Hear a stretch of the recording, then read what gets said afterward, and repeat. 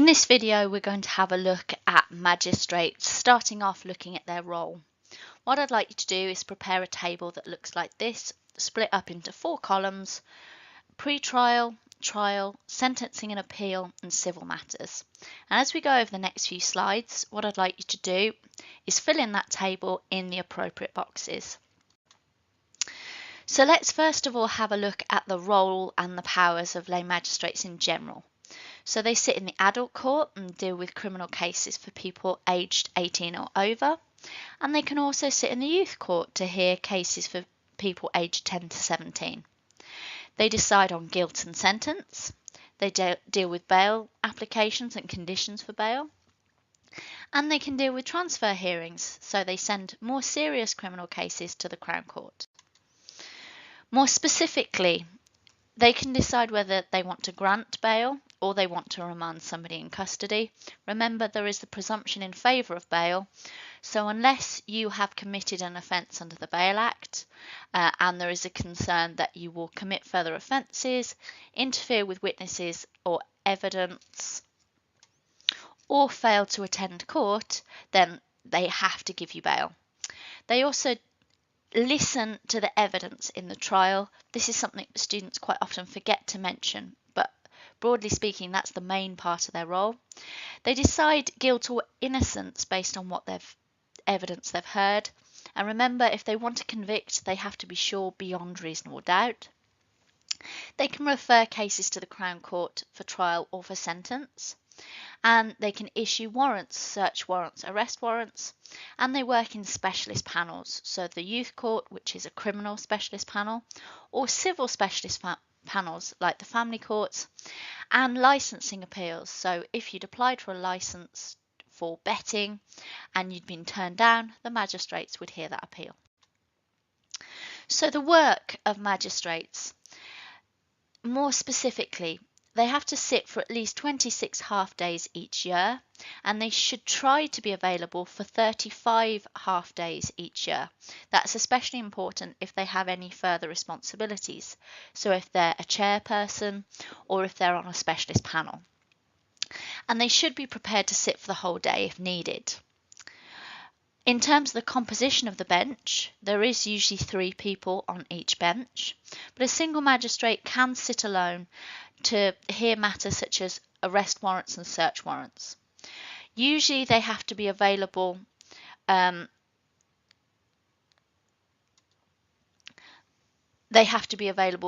often than they are required, and they have the advice of a professionally qualified person to deal with the law for them. In criminal trials, their major role is to try these criminal trials and decide whether somebody is guilty or not guilty. 97% of criminal cases are dealt with at the magistrates' court, and 100% of criminal cases start at the magistrates' court. These trials are usually called summary trials because they only involve summary offences. However, they can try either way offences if both the magistrate and the defendant believes that it's suitable. They deal with mode of trial hearings, in which they deal with where the trial is going to be heard for either way offences. And it's quite often the case that a defendant who intends to plead not guilty will want to be tried at the magistrates' court, because remember your maximum sentences for either way offences. The maximum sentence for example, Section 47 of the Offence Against the Person Act is 5 years, but the maximum sentencing powers that a magistrate has is 6 months or a £5,000 fine.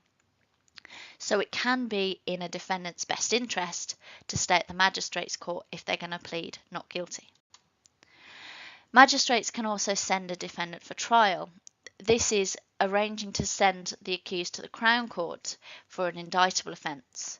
Section 51 of the Crime and Disorder Act says that cases triable on indictment will be sent to the Crown Court. So Section 18 GBH will always have its trial at the Crown Court. In terms of powers in criminal cases, we've already mentioned the sentences, but a magistrate can also impose community sentences and give absolute discharges. And as we said, they can deal with bail applications under the Bail Act 1976. In civil cases, magistrates can sit on the family court panel, but this is specially selected and trained members of the panel who deal with a wide range of matters, usually from the breakdown of a marriage. So if it's to do with dealing with children because of a divorce, for example. Magistrates can also deal with financial penalties, for example, people who haven't paid their council tax. And in terms of betting and gaming, to retain control for a grant or refusal of applications for licenses or permits relating to betting and registration of gaming clubs. So that was the role of magistrates. Now you need to have a think about how they are selected and appointed.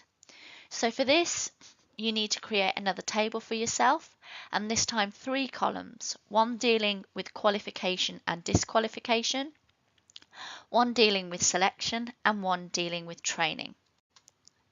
So there are about 30,000 lay magistrates sitting as part-time judges in the magistrates' court, and they are also known as justices of the peace. They sit usually as a bench of 2 or 3 to hear cases. They must be aged between 18 and 65 on appointment. They have to retire at the age of 70, and until 2003, they had to live within 15 miles of their magistrates' court. However, since the Courts Act 2003, they now just have to live reasonably close. Magistrates have to commit to a minimum of 26 half days, and they will have to do additional training. Some people are not eligible, so these are the disqualifications: people who are police officers, members of the armed forces, undischarged bankrupts, and people who have a serious criminal record. Also, relatives of people working in the local criminal justice system will not be appointed because it won't appear fair. So if you are married to or related to a prison officer or a senior police officer, you're unlikely to be appointed. After applications or nomination, references are checked and the person's criminal record is checked. The Lord Chief Justice set out 6 key qualities that a candidate should have, and these are good character, understanding and communication, social awareness, maturity and sound temperament, sound judgment, and commitment and reliability. These key qualities are assessed during a 2-stage interview, which is held by the local advisory committee. The first interview measures the candidate's general character, and the second assesses the candidate's power of reasoning and judgment. They must also demonstrate the ability to work as a member of a team and to have the required judicial qualities. The Lord Chief Justice has made it clear that he requires broadly equal numbers of men and women, broadly equal occupation, ethnic origin, and to a lesser extent political affiliation and age, so that the composition of the bench is even. The local advisory committee will finally recommend names to the Lord Chief Justice, who usually accepts their recommendation, and who will then formally appoint the magistrate.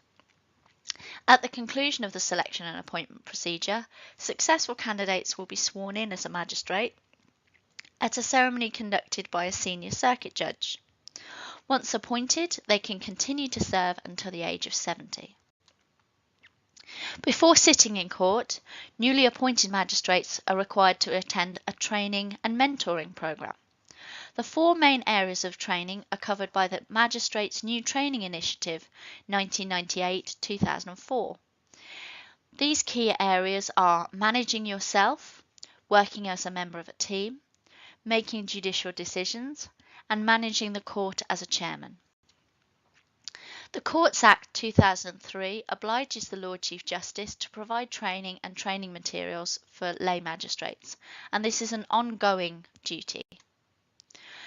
Specific areas of training include initial training and core training, which is of about 3 days. This covers understanding the role and responsibilities and develops the skills needed. New magistrates will have to observe on 3 occasions, and this includes a visit to a prison and a young offenders institute to give the new magistrate a real understanding of their roles and their duties.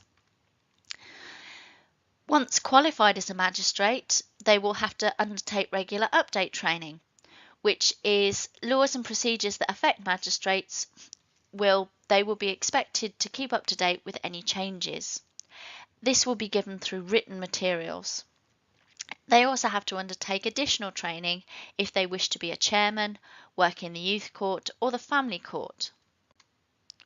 So the two questions that you should now be able to answer by having a look at the tables that you've produced are: describe the role of a magistrate for 10 marks and describe the qualifications, selection and training of a magistrate for 10 marks.